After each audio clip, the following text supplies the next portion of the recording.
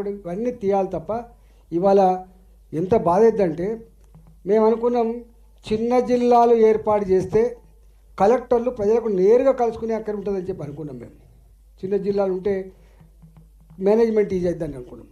చిన్న జిల్లాలు వచ్చినాయి, కలెక్టర్లు మనకు దొరకరు. కలెక్టర్ దరఖాస్తు ఇద్దామంటే పట్టించుకునే పరిస్థితి లేదు. ఎంత బాధ ఏంటంటే ఇవాళ పోలీస్ కమిషనర్ ఇక్కడ ఉంటాడు. ఈ పోలీస్ కమిషనర్ గారు మనల్ని కలవడానికి టైం దొరకదు, కానీ బ్రోకర్లు కలవడానికి మాత్రం టైం దొరుకుతుంది. ఇవాళ ఇంకా ఎవరైనా పెద్దవాడు పోతే నీది పరిష్కరించుకోవాలని చెప్పేటువంటి పద్ధతి ఉంటే మరి పేదల సంగతి ఏంది? ఇలా ఎక్స్ సర్వీస్ మెన్లు ఉన్నారు 92 మంది. ఇందులో రెవెన్యూ డిపార్ట్మెంట్ వాళ్ళు ఉన్నారు, పోలీస్ డిపార్ట్మెంట్ వాళ్ళు ఉన్నారు, ఎలక్ట్రిసిటీ డిపార్ట్మెంటు. ఒక్క మాట చెప్పాలంటే ఈ కాలనీలో ఏకశిలా నగర్లో కొన్న ప్లాట్లన్నీ కూడా ఆల్మోస్ట్ ఆనాడు ప్రభుత్వ పరమైనటువంటి డిపార్ట్మెంట్లలో పనిచేసి ఆనాడు బ్యాంకులలో రుణం పొంది ఇన్స్టాల్మెంట్ కట్టుకున్నారు తప్ప వీళ్ళు ఎక్కడ కూడా తప్పు చేసిన వాళ్ళు కాదు. కాబట్టి ఇవాళ నేను అడుగుతున్నా, ఏ ప్రజల సౌకర్యం కోసమైతే చిన్న జిల్లాలు కలెక్టర్లు అందుబాటు అని చెప్తూ ప్రవచించినరో మీరు వెంటనే స్పందించాలని చెప్పి కోరుతున్నాను నేను. ఇలా మీకు ఏం తీరికలేదు. ఇప్పుడు 2000 మంది కుటుంబాలు ఇలా ఖాళీ బట్టగట్టకుండా వాళ్ళు తిరుగుతూ ఉంటే వీళ్ళకి ఏం మంచి జరుగుతుంది?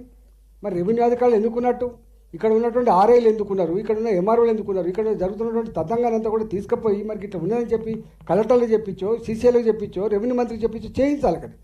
కానీ లేదు. బాధ అనిపించే అంశం ఏంటంటే ఇట్లాంటి ఈ బ్రోకర్లకు రాజకీయ నాయకుల అండ కూడా ఉంటుంది తప్పకుండా. ఎక్కడొక్కడ వాళ్ళు కూడా బయటకు వస్తారు. నేను ఒకటే కోరుతున్నా, మీరు రాజకీయాలు చేసుకోండి, కానీ పేదల జీవితాలతో చెలగాటమాడే ప్రయత్నం చేయొద్దని చెప్పి హెచ్చరిస్తున్నా. ఇక్కడ భారతీయ జనతా పార్టీ ఎంపీని నేను ఇక్కడ కొత్త కావచ్చు, కానీ బ్రోకర్ల వ్యవస్థ చూడకుంటలేను నేను, దుర్మార్గుల వ్యవస్థ చూడకుంటలేను నేను, గుండాల దౌర్జన్యం చూడకుంటలేను నేను, రెవెన్యూ అధికారుల యొక్క ఇట్లాంటి దుర్మార్గం చర్యలు చూడకుంటలేను, పోలీసు వాళ్ళు ఒక్కొక్కసారి ఉన్నవానికి ఎట్లా సుట్టమవుతారో తెలియకుంటలేను. అన్ని విషయాల పట్ల సంపూర్ణమైన అవగాహన ఉన్నవాన్ని చెప్తున్నాను. నేను ఇలా నిర్ణయం చెప్తే ఇలా వచ్చినంటే నాకు మొత్తం 2000 మంది వస్తారని చెప్పొచ్చు, రాలేదు. నేను ఇక్కడి నుంచి ఒక హెచ్చరిక చేసిపోతున్నా. ఇది నా పార్లమెంటు పరిధి మాత్రమే రాలే. తెలంగాణ గడ్డ మీద ఎక్కడ ఎవడు దౌర్జన్యం చేసినా చట్టమే ఉన్నవాని సుట్టమైపోయి పేదలను పీడించే ప్రయత్నం చేసినా, ఇబ్బంది ప్రయత్నం చేసినా భారతీయ జనతా పార్టీగా మీకు అండగా ఉంటామని చెప్పడానికి వచ్చాను నేను ఇక్కడ.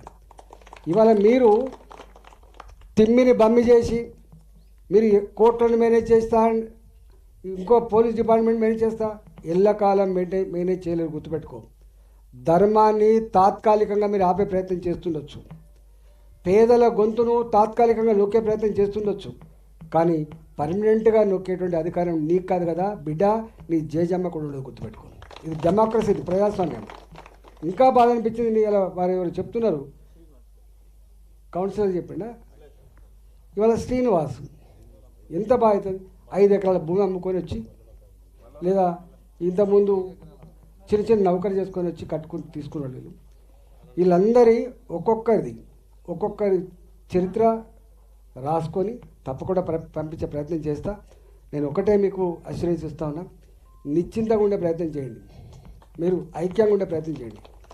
నేను పోలీసు వాళ్ళకి ఈ సందర్భంగా హెచ్చరిక చేసిపోతున్నా, మీరు సామాన్య ప్రజల భద్రతకు కనుక మీరు రక్షణ ఇవ్వకపోతే మీ మీద కూడా కంప్లైంట్ చేసే పరిస్థితి ఉంటుంది. మానవ హక్కుల కమిషన్ కంప్లైంట్ చేయాల్సి వస్తుంది.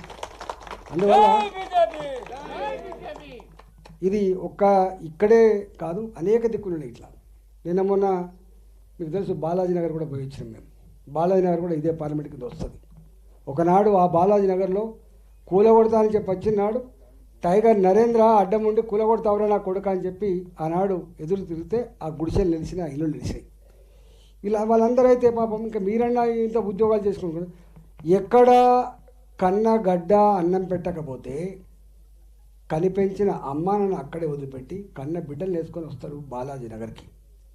జవానగర్, బాలాజీ నగర్ ఎవరి అడ్డాది? ఈ దేశంలో ఎక్కడ ఏ మూలకు పేదోడున్నా హైదరాబాద్లో బతకచ్చు అని చెప్పి వస్తే వాళ్ళకు ఆశ్రయం ఇచ్చేటువంటి గడ్డ బాలాజీ నగర్, జవహర్ నగర్. 60 గజాలే ఉంటుంది, 70 గజాలు ఉంటుంది పాపం. ఒక తరం కష్టపడితే రేకుల షెడ్ వేసుకొని జీవిస్తారు అక్కడ. ఇవాళ ఎప్పుడో కట్టుకున్న వాటిని వాళ్ళు వచ్చి వాడొచ్చి వీడొచ్చి నోటీసులు ఇస్తా అంటాడు, కూలగొట్టిపోతా అంటాడు. 40 ఏళ్ళ క్రితం, ఇవాళ 1985, 2024, 25 ఇవాళ అంటే ఆల్మోస్ట్ 40 ఏళ్ళు అవుతుంది.